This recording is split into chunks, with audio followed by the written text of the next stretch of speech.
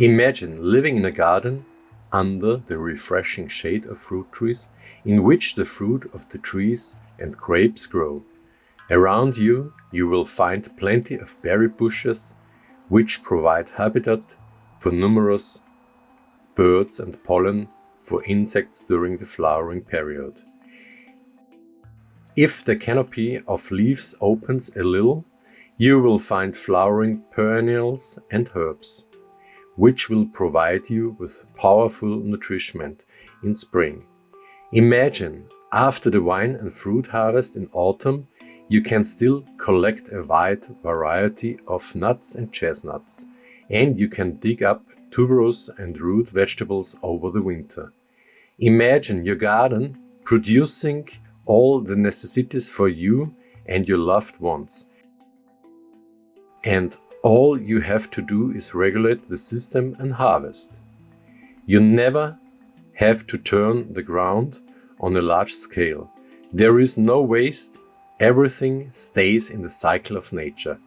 You walk through your garden, holding a basket and collecting your food in nature's supermarket.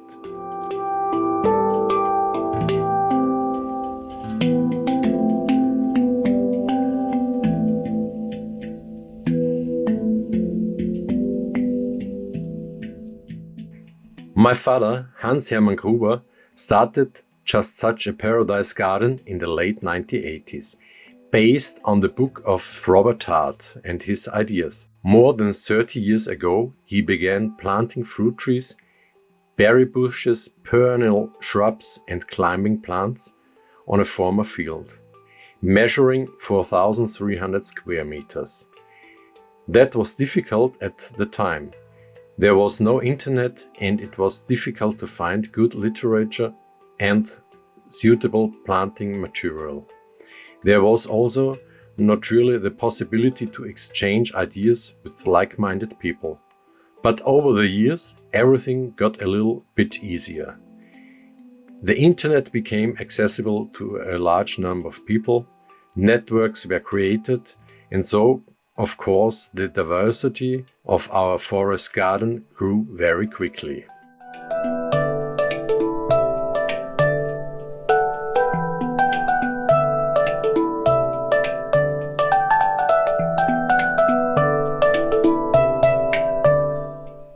In the tuber and root layer, we find Jerusalem artichoke and horseradish and others. This year we are also experimenting with mashua and oloko. The living mulch layer is made up of a wide variety of wild herbs and strawberries. Good Henrik, sweet amble, comfrey, varieties of mints, perennial buckwheat and many more form the perennial layer. In the lower shrub layer we have currant, gooseberries, Japanese wineberries, American black raspberries, blackberries and many more. The high shrub layer is formed by a large number of cornel, oleaster, sea buckthorn, pear bush and others. We find plum trees, apple trees, pear trees, apricot trees, peach trees and the tree aralia in our lower tree layer. The high tree layer is formed by alders, manna ash and cherry trees. The crown layer is represented by the honey locust, sweet chestnut and walnut. In the vertical layer we find vine, hops, kiwi, schisandra and acacia.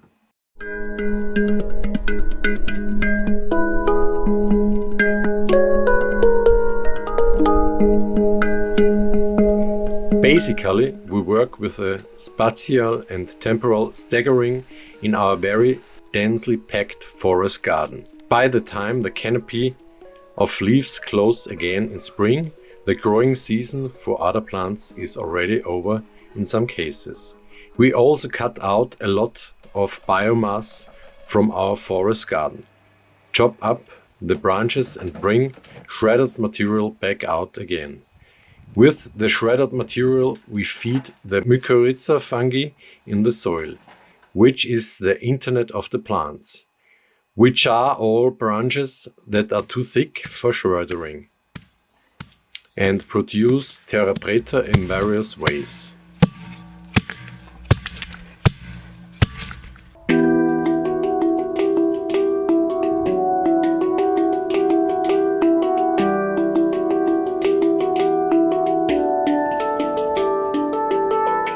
Of course, in addition to our edible forest garden, we also have a large vegetable garden with annual vegetables. But we also try to live our forest garden. Especially in spring after a cold winter, we look forward to the fresh wild herbs, the young leaves of the daylilies and the young stinging nettles, followed by spicy wild garlic and others. Throughout the year we harvest leaves for salads and leaf flower. We harvest berries to eat fresh or dry them for the winter or make jams. We have fresh fruit from June and also store it for over the winter. We make cider from fallen fruit and let the surplus burn into alcohol.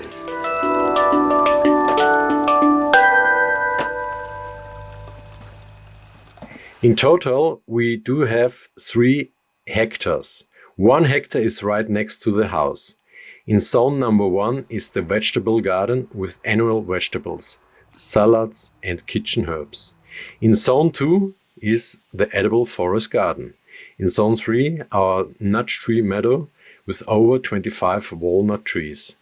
There is another area with a recently created forest garden in stripes, with vegetables for storing in the wintertime.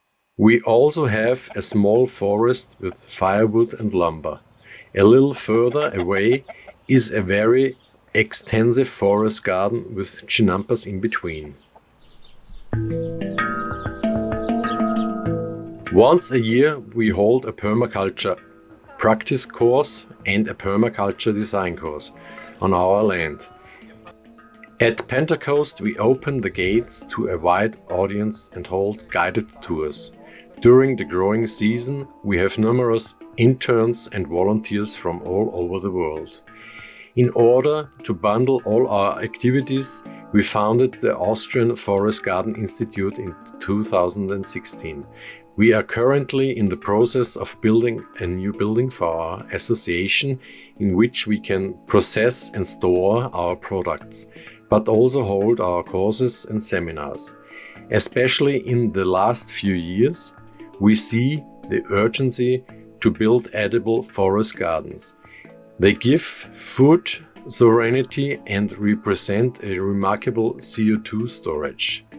They buffer the high summer temperatures and are therefore our number 1 climate opportunity.